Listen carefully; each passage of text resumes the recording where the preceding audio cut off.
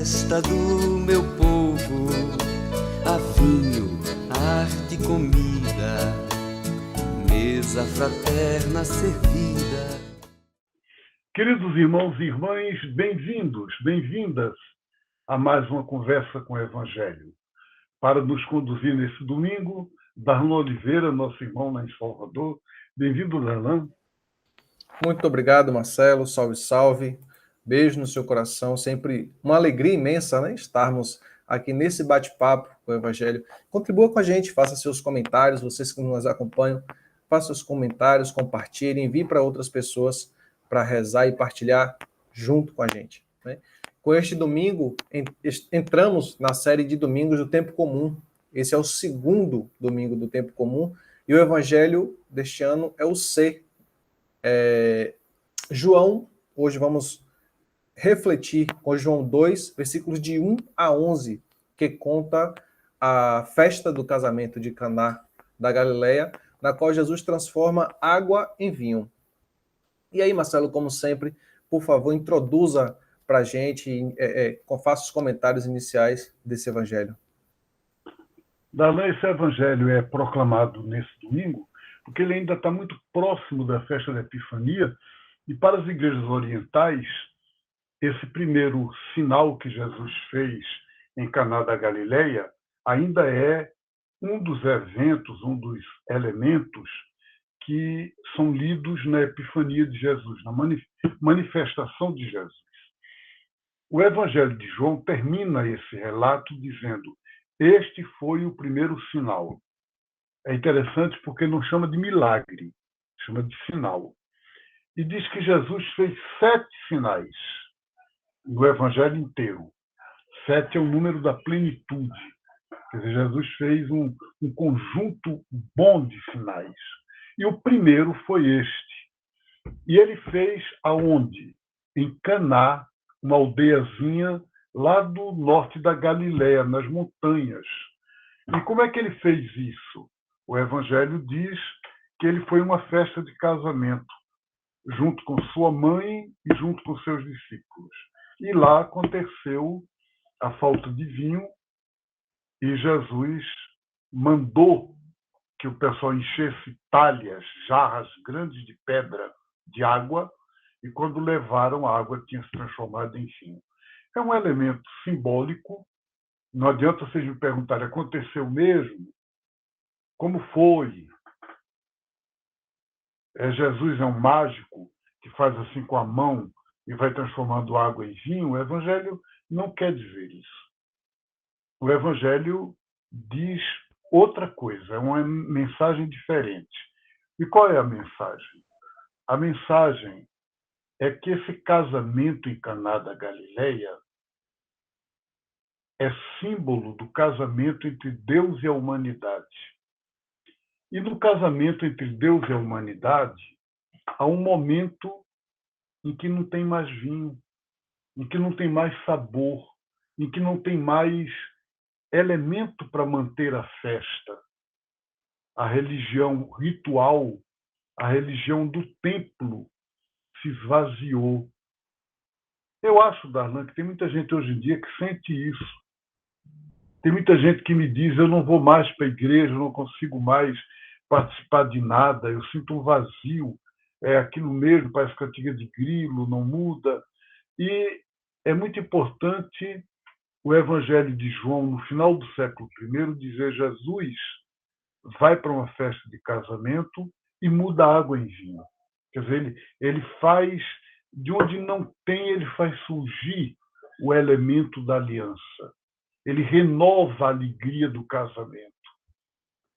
É isso. Muito bem. É interessante, né, que essa ideia, essa história do casamento ser simbólico, porque como a gente já vem há muitos anos, né, refletindo sobre essas passagens, né, a essa altura do campeonato a gente identificar, né, ter essa consciência dessa simbologia, assim como muitas outras coisas, muitas outras passagens que tem na Bíblia, né? Para as nossas culturas negras e brasileiras, que são muito ligadas à festa e à alegria do convívio, é muito interessante vê que Jesus começa os seus sinais, né, participando de uma festa de casamento e cuidando para que haja bebida, e diga-se de passagem, bebida boa, né, bebida de qualidade. Algumas explicações desse evangelho dizem que nesse texto há uma polêmica contra a religião judaica, que seria as talhas de pedras vazias e que não tem mais vinho. E aí, Marcelo, você como sempre nos apoia, nos ajuda nesse processo, né? É verdade isso? Esse modo de interpretar esse trecho da Bíblia não seria um tanto antiecumênico, vamos dizer assim?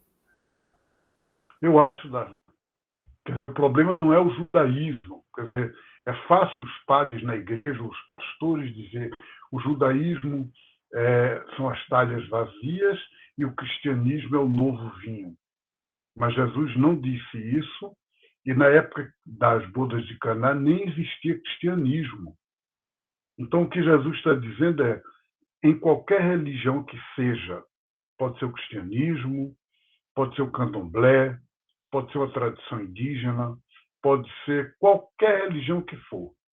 Ela pode ser vivida de um modo como as talhas vazias, que não tem mais vinho, quando você tem a religião formal, mas você perde aquilo que hoje em dia a gente chamaria a espiritualidade.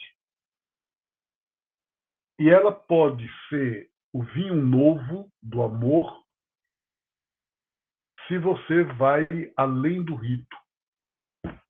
Você sabe que a palavra mordomo, que o Evangelho diz que o mordomo trouxe as talhas, levou as talhas, o mordomo não sabia que as talhas tinham sido de água, né?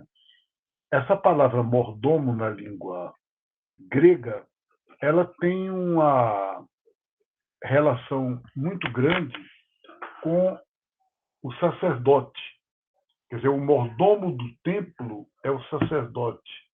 O mordomo da festa de Caná não é um sacerdote, é um servo. Então, na nova proposta de Jesus, não é um culto, não é um rito, é uma festa, é uma comunhão amorosa. Eu acho que ainda tem muitos cristãos, Darlan, que até hoje não conseguiram fazer esse passo, dar essa passagem. E às vezes as igrejas são ambientes de tristeza, ambientes de o pessoal ir lá para pedir perdão de pecados, se sentir mal, chorar, igrejas escuras, e não veem tanto a igreja como lugar da comunidade, da festa, da alegria, do perdão. E é isso que o Evangelho traz. Muito bem. Então podemos dizer, Marcelo, que nesse evangelho, né, das bodas de Caná, se existe oposição entre essa religião institucional, e eu estou falando aqui de qualquer religião, tá? Que é simbolizada nos ritos de purificação, ou seja, que são as talhas vazias, e também de uma espiritualidade de intimidade com Deus, que traz essa simbologia que é simbolizada a partir do casamento. Como a gente pode falar mais sobre isso? Como a gente pode esclarecer mais isso?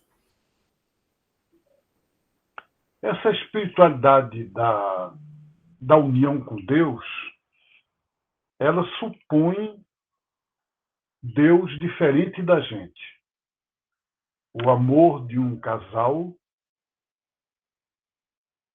ele é o amor de duas pessoas diferentes que se unem. E a Bíblia usa essa imagem. Por quê? Para dizer que, de certa forma, o humano e o divino se encontram, mas não é a mesma coisa. Uma espiritualidade que vê Deus só como uma dimensão da vida da gente, porque Deus está em mim como o meu amor. De certa forma, ela me torna sagrado, o que é bom. Mas não permite a autonomia do humano. E a Bíblia é tão respeitosa com o ser humano que diz claramente: o homem não é Deus.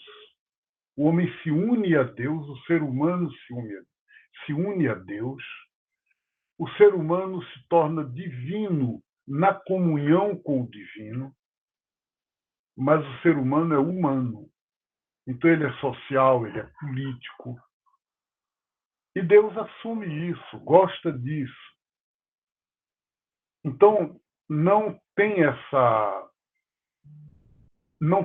divisão entre religião e sociedade, entre fé e política, e também não há uma identificação tão fusional que acaba a política não tendo autonomia. Então, por exemplo, às vezes há um tipo de fundamentalismo cristão ou islâmico que quer um Brasil pentecostal. Houve um momento em que a Igreja Católica queria um Brasil católico. E o Brasil não tem que ser católico, ele tem que ser leigo, ele tem que ser laico. Não é você, fazendo o Brasil ser religioso, que você agrada a Deus. É o Brasil sendo plenamente humano, plural, de todos, cristãos e não cristãos, religiosos e não religiosos, e, ao mesmo tempo, dentro dessa pluralidade, abrir um espaço para quem quiser viver a comunhão com Deus. Excelente. Eu traria, neste momento, né, a ideia do macroecumenismo, né? Eu acredito que Jesus se interessaria muito por essa vivência macroecumênica, não desse Deus de poder, dessa religião de poder, mas de algo onde todos estejam em comunhão. Mas, enfim, não vamos trazer sobre macroecumenismo agora, porque é uma outra situação. Semana passada, Marcelo, a gente falava do batismo de Jesus, né? E aí a gente esclareceu o que tinha de profecia naquela passagem, naquele evangelho de domingo passado. E desse evangelho de hoje, né? Esse evangelho de hoje tem alguma... A gente pode fazer uma ponte com a profecia, ou melhor, com a missão profética e libertadora? Sem dúvida nenhuma, Darlan. O evangelho de hoje começa dizendo 3 dias depois. E toda vez que o evangelho tem isso, que é no terceiro dia, 3 dias depois, ele remete a quê? A ressurreição de Jesus, a Páscoa. Portanto, ele é um evangelho que ele tem que ser lido nessa dimensão da Páscoa. O que é a Páscoa? É libertação e vida. Então, aquele casal que representa toda a humanidade, né? Que tinha um casamento onde faltou vinho, esse vinho novo que Jesus traz é essa amorosidade profética, essa energia de Deus para a gente poder transformar o mundo. Quando o Evangelho de João diz: este foi o primeiro sinal, sinal de quê? O sinal é sinal de alguma coisa. Ele é sinal desta missão profética de Jesus. E nossa. Tá certo? E nossa, com certeza. A boa notícia desse evangelho é que na nossa vida de cada dia, na realidade de nossas pobrezas, tanto a social como a cultural, Jesus se mostra presente e nos revela em sua pessoa e em cada ser humano a glória de Deus. Ou seja, o sinal da presença divina. Lá em Caná, todo mundo bebe o vinho melhor e, claro, se alegra, né? Só os discípulos, ou seja, os serventes, sabiam o que Jesus tinha feito. E ele não se impõe, nem chama a atenção sobre si, nem se apresenta como melhor por ter feito aquilo, né? O importante é ver os esposos felizes e os convidados satisfeitos. Aqui no Brasil, as comunidades eclesiais de base cantam com Zé Vicente. O vinho melhor foi guardado para a festa que virá. E a festa da justiça e da liberdade de toda a humanidade. Na preparação dessa festa, podemos, digamos assim, divinizados, viver a intimidade com o Espírito, que nos chama a viver esse amor universal. Obrigado, Darlan. Que alegria, coisa boa. Então, um bom domingo, uma boa semana para você e para todos que nos acompanham aqui. Seguimos caminhando. Maravilha, Marcelo. Beijo no coração, excelente domingo, excelente semana. E a gente segue, como sempre, caminhando. Beijo no coração. Vinho melhor foi guardado pra hora que já suou. Novo céu e nova terra, primavera já chegou. Novo céu e nova terra, primavera já chegou.